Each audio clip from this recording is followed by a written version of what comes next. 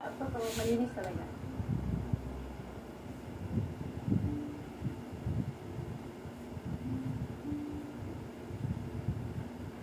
Daga na ang patakaran sa bayawan nga mabuti mayo.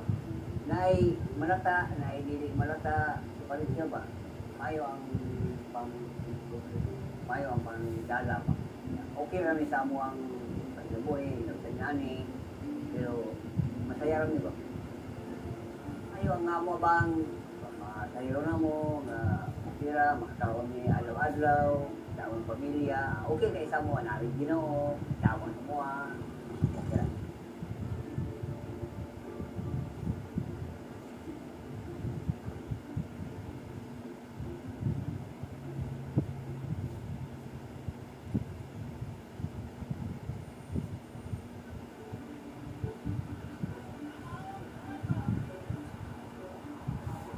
'When was the last time you threw out trash at home?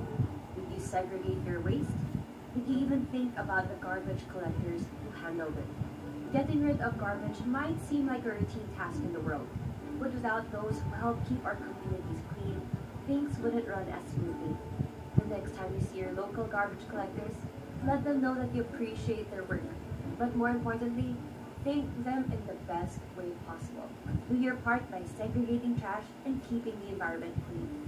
Cultivate a culture of discipline in your community and watch it ripple everywhere you go.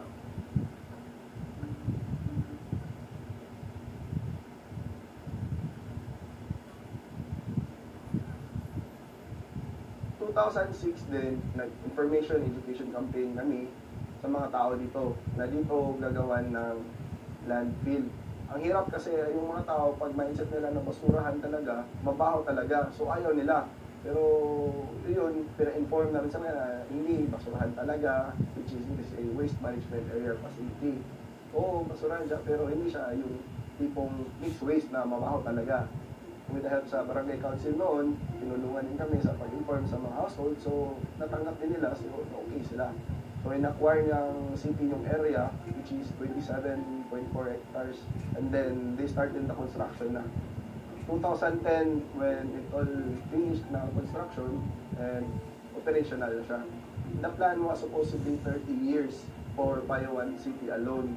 But para makatulong ang Bayawan City sa neighboring na mga LGU is that pag mauwa sila sa amin na pwede nila itapon yung residual waste dito sa amin. Ang step 1 na compactor na paparating ang basura na paparating dito, pupunta sila sa scale house natin or weighing bridge. So kukunan ng data kung gaano kabigat ang basura na paparating. Pag biodegradable waste, andun tayo sa mga 8 to 10 tons per day. Ang kinokolekta ng city na non-biodegradable waste na basura is nasa 13 to 15 tons per day. Mas marami po kasi instead na ang isang household is magbabayad ng kanilang basura para magtapon dito, mas pinipili na lang nila na mag-backyard gardening o backyard compost. Kung ang susunod na step natin is kapag non-bio, dito na tayo sa aming Central Material Recovery Facility.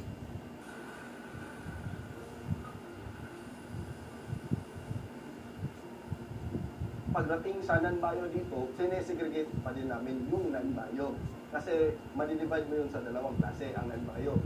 Residual waste at saka recyclable waste. So dito, yung mga tao natin, sinasaking nila yung mga recyclable waste at saka yung residual waste naman is that napupunta sa ibaba at yun na yung dinadala, minakawal papunta sa landfill natin.